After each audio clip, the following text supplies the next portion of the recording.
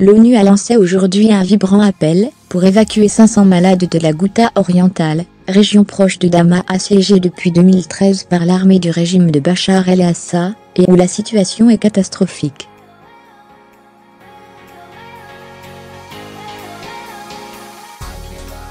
Les batailles ont pris fin cette année à Alais, Raqqa. Elles pourraient prendre fin dans la région de Deir ez-Zor, et elles se sont déplacées dans la Ghouta orientale, désormais dans l'œil de l'ouragan, a déclaré le chef du groupe de travail humanitaire de l'ONU pour la Syrie, Jean Egeland, lors d'un point de presse à Genève.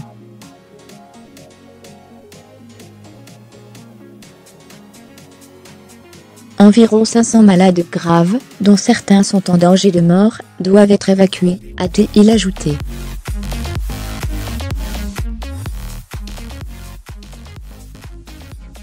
Pas un seul n'a pu être évacué au cours des 2 derniers mois. Pas un seul, a ajouté Jean Egeland, précisant que 9 étaient décédés.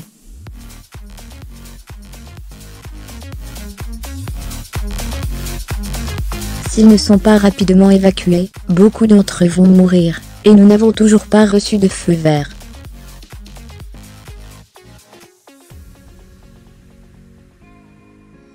Nous sommes convaincus que nous pouvons procéder aux évacuations, si nous recevons le feu vert du gouvernement, a-t-il assuré, précisant que les hôpitaux se tenaient prêts à recevoir les malades.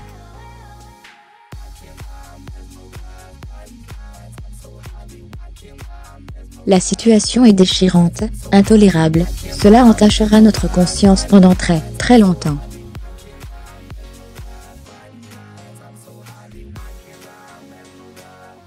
Dans cette région, où quelques 400,000 habitants subissent de graves pénuries de nourriture et de médicaments, le taux d'enfants de moins de 5 ans souffrant de sévère malnutrition a bondi à 11,9% en novembre contre 2,1% en janvier, selon des chiffres publiés hier par l'UNICEF.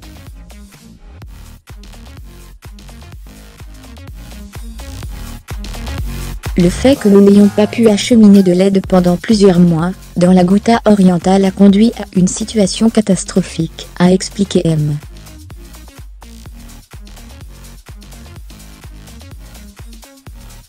Egeland. La Ghouta orientale, où les enfants subissent la pire crise de malnutrition depuis le début de la guerre en Syrie en 2011, est la dernière enclave rebelle près de Damas, régulièrement bombardée par le régime.